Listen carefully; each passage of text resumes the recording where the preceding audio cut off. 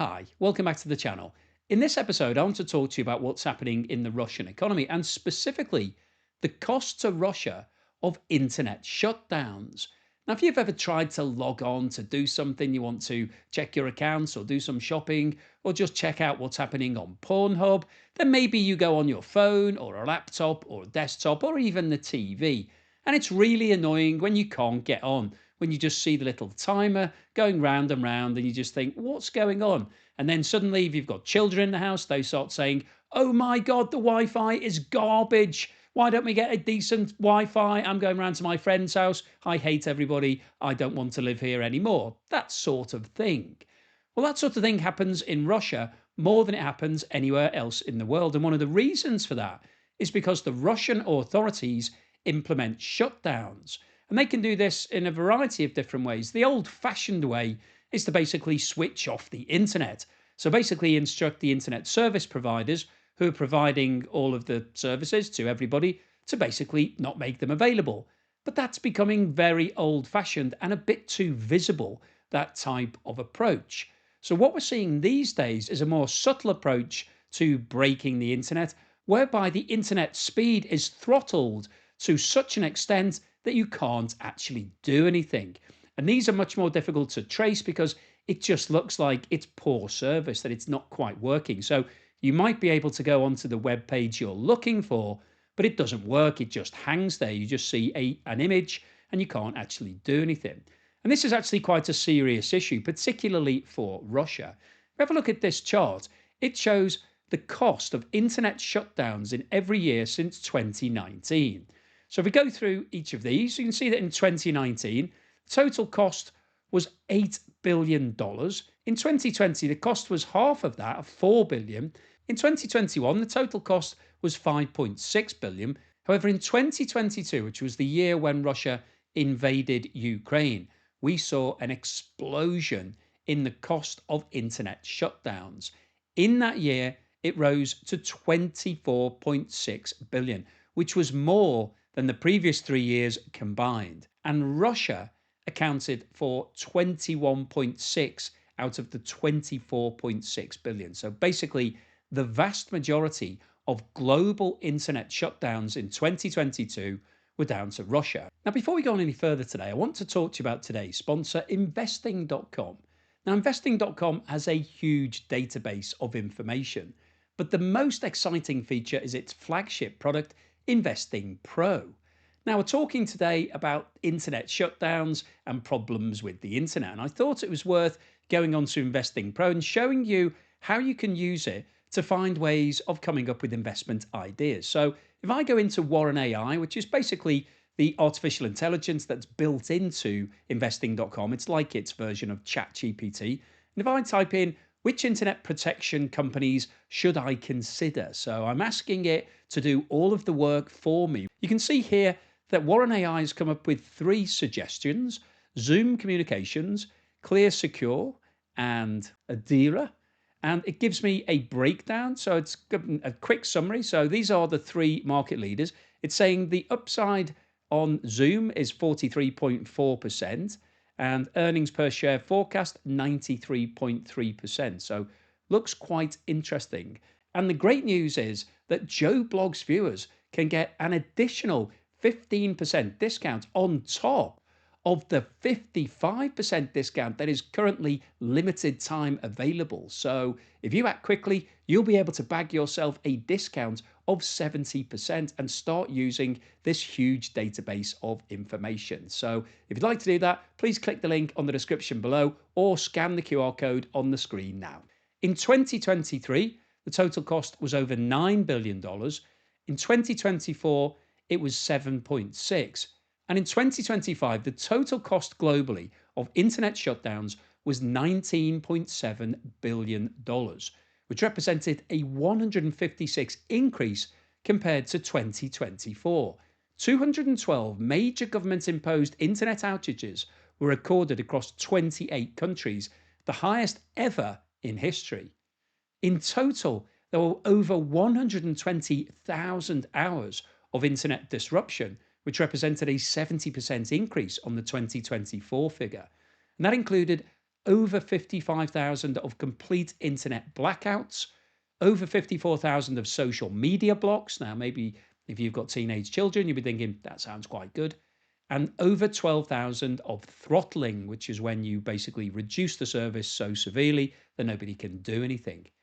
In total, 798 million people were impacted by deliberate internet restrictions. Russia led the way in terms of total number of shutdowns.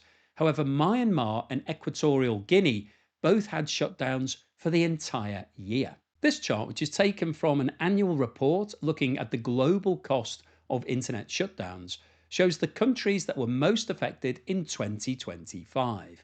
And as you can see, right at the top of this list is Russia, with a total estimated cost to the Russian economy of $11.9 billion. So, what that means is that the closure of the internet, the restriction in terms of what people can do on the internet, in terms of whether you're buying and selling things, doing business, interacting with other parties, having Teams calls, Zoom calls, whatever you want, all of those sorts of things, total cost of 11.9 billion. So the Russian economy, if it hadn't have implemented any shutdowns, would have been $11.9 billion better off. It was estimated that in Russia, there were over 37,000 hours of internet disruption, and it affected 146 million users, which is basically everybody in the country. That's pretty much the population of Russia. The second country that was most affected was Venezuela, with an economic impact of 1.9 billion, and they had 5,900 hours of disruption and 18 million people disrupted. Myanmar was number 3 on the list, followed by Pakistan, Tanzania, Iraq, Vietnam, Iran, India, and Turkey came in at number 10. So the point of showing this really is just to really point out the fact that Russia is the market leader by a country mile here. It is the country that is implementing the vast majority of internet shutdowns globally, and it's having a hugely damaging effect on the Russian economy. If we look at the breakdown geographically by continent, the total cost to the European economy was just under 12 billion. When you think that 11.9 billion of that came from Russia, it really just highlights the problem going on in Russia right now. Asia was the next highest on the continent list, with an economic impact of just under 3.7 billion, followed by South America, Sub-Saharan Africa, Middle East and North Africa, and then North America came in bottom here with an estimated economic impact of $101 million. To answer the question as to why governments actually shut down the internet, the vast majority of the reasons were information control, to stop people sharing information or publishing information or uploading information.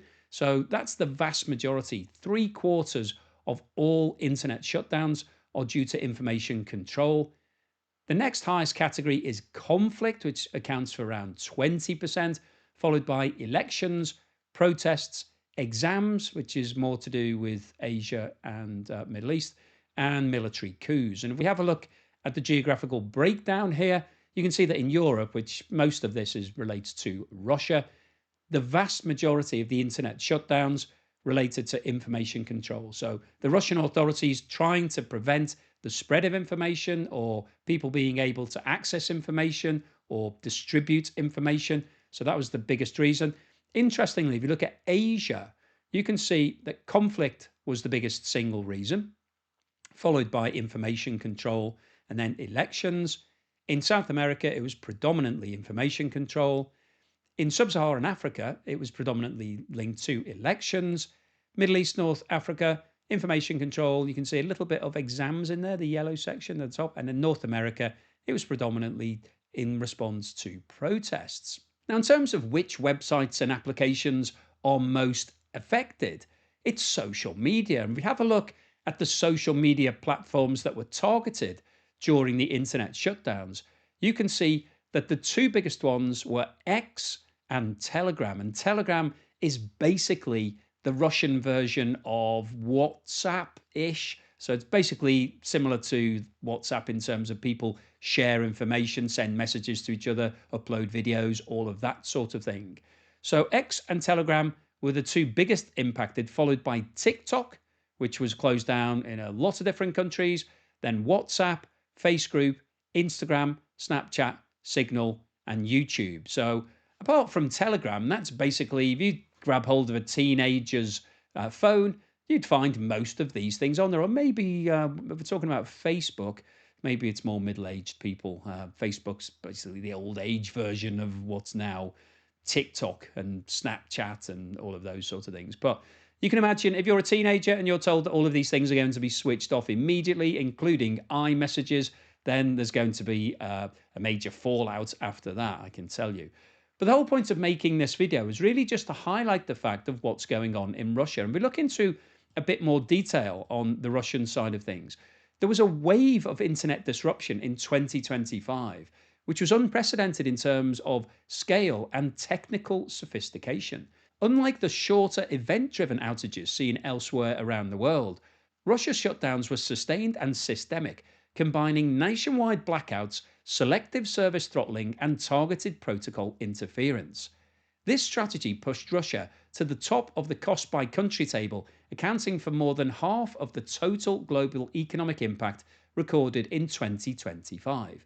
A particular notable tactic was the so called 16 kilobyte curtain, which throttled access to Cloudflare hosted and other Western websites by allowing only the first 16 kilobytes of data to load.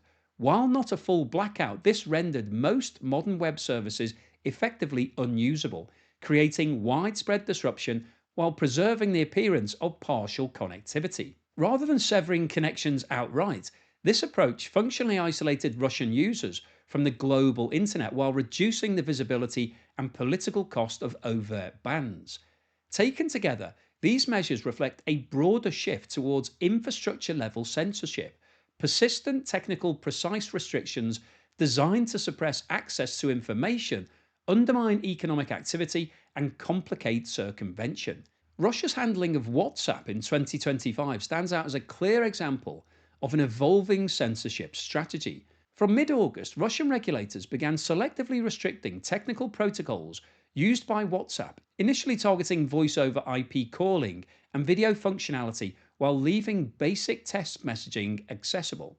This approach allowed officials to frame the measures as technical or regulatory adjustments rather than overt censorship. The restrictions were rolled out unevenly, first affecting mobile connections and later extending to desktops. This staggered implementation created inconsistent service quality while avoiding the visibility of a nationwide blackout.